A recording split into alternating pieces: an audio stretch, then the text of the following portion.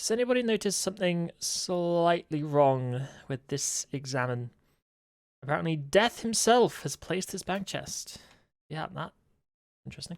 Yes, how thoughtful and how relevant of him to be gracious enough to bless us with a bank chest at whatever the hell this is that some people seem to do for some reason, even though it's not very good XP at all. Oh! No, guys, it's a dupe Linza. No! Oh, that's pain. Oh, so it begins, guys. That's my third ever Linza piece, and of course, it had to be like it was more likely to be a unique than a dupe, but we rolled the dupe, unfortunately. Alright, so this is the end of what 45, 50 minutes of barrows. We got one dupe hammer, and the last loot is fortunately no items either, so a bit unlucky, but also sort of lucky to get a Linza piece at least. Early. Oh no, guys, I barged too early. Please. Please, please, please, please. No, not 6:30, please. No! No! Right, well, that's the first kill in the trilogy done, at least. But I cannot believe that thing lived on the one cycle. Like, I've never seen it lower than that. 600 HP. And then here, we just need to crit a lot. That's basically the story.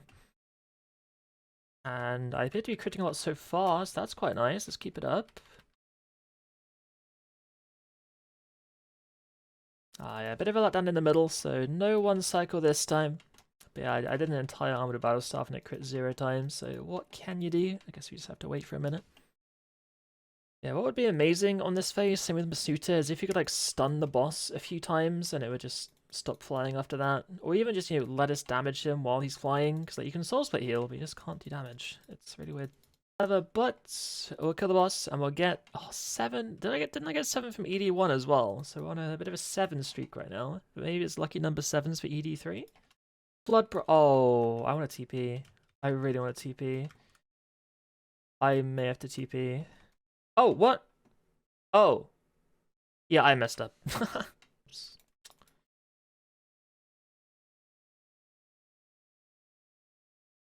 There we go. That's a bit more like it. Bam!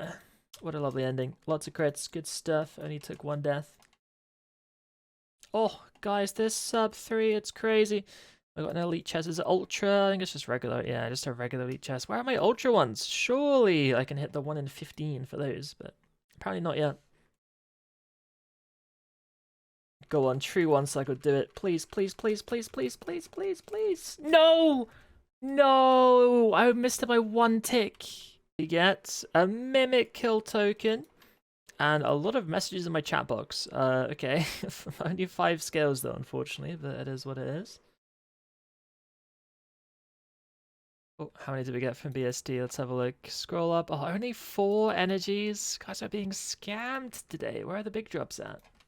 Alright, what do we get? Ambassador. Once again, we are dry. But 4 Blackstone Hearts. I got my elite chest. So just a regular one. Where is the big one? But it's fine.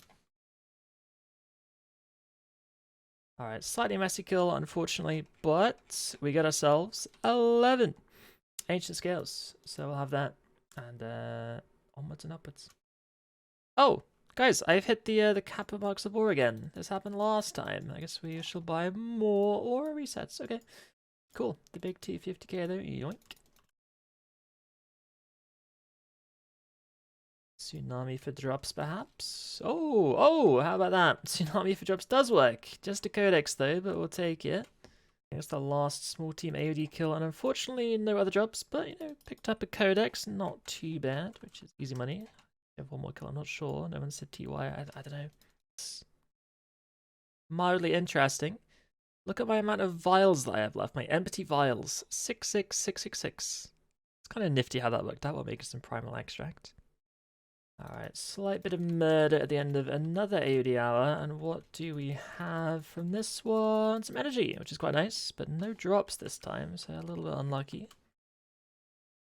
Alright guys, can I get the 1 in 100 Vinny Pet? That's the question. Bam! No. We lost, but come back next week, where we may or may not try and attempt it again. Easter basket map. Easter basket, guys. Hang on, team. I've got to get my Easter basket. I gotta get it, and then I gotta get my loot, my bayonet. Oh, it's bayonet spirits. I'm TPing. I got an egg. Oh my god, guys, that was it. That was the drop. The onyx. What an onyx. What an unexpected circumstance. I messed that one up, didn't I? Alright, let's watch phase 1. It just disappear, evaporate from the universe, and there it goes. Look at that. It's all gone. There we go. Slightly dodgy end of kill there. That might be the end of the aura. We've got one more, maybe. It depends how long's on the thing there. Slad says TOI, so that might be it. Looks like it. Thank you, team. We did well, but yeah, no drops for anyone. Alright, guys, so if you haven't seen, there is the new reveal of next week's update. It's the major monthly update, and this time it is called Unwelcome Guests.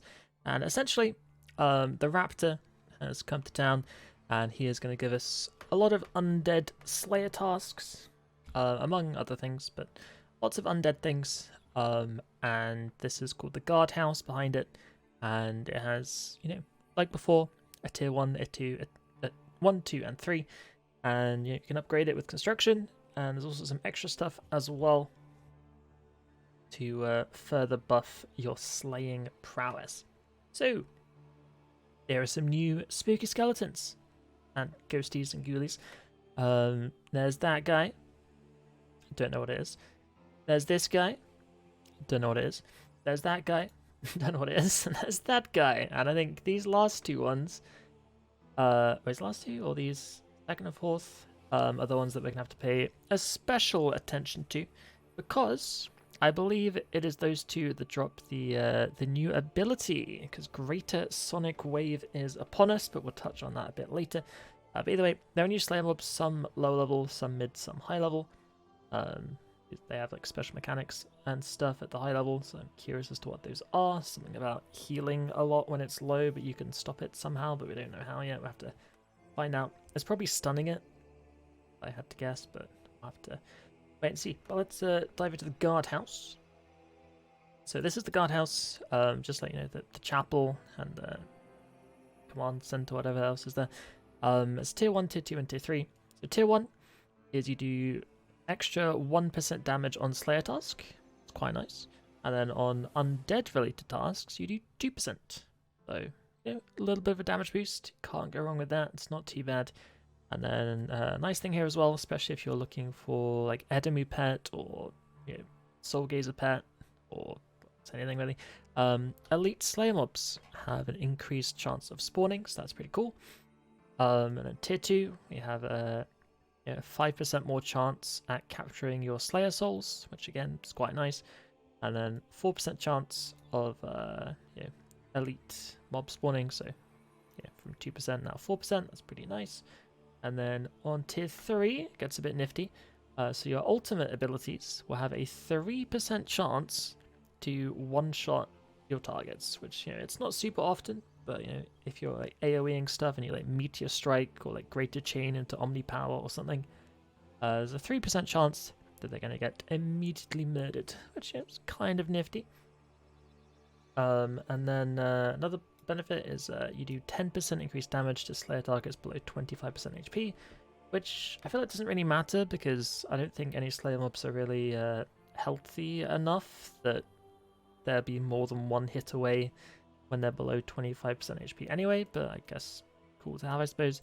And the elite spawn chance goes up to 6% from 4, so honestly, not too bad. Like when they first teased it the other day, I was, you know, kind of hoping for like maybe like a 5%. So the fact that this is 6% has actually exceeded expectations, which is not something I've been able to say about Fort Forent 3 thus far. Yeah, this is far and away the best building, I guess, of the fort so far. Like personally, I think the other ones are completely useless. At least for my, you know, from my point of view and how I play the game, they are unfortunately completely useless. I would love to see them be a little bit better. You know, tier 3 kitchen, passive expensive spices, tier 3 chapel, passive holy wrench. Like they're very small buffs, but they would be quite nice to have, similar to, you know, like the elite mob chance. It won't make much difference, but, you know, it's just like that little bit extra would be quite nice. But yeah, definitely the best building here, though, the guardhouse. So if you like slaying, which I'm sure most of you do, it's the most popular skill in the game for a reason, then yeah, enjoy your new extra elite spawns.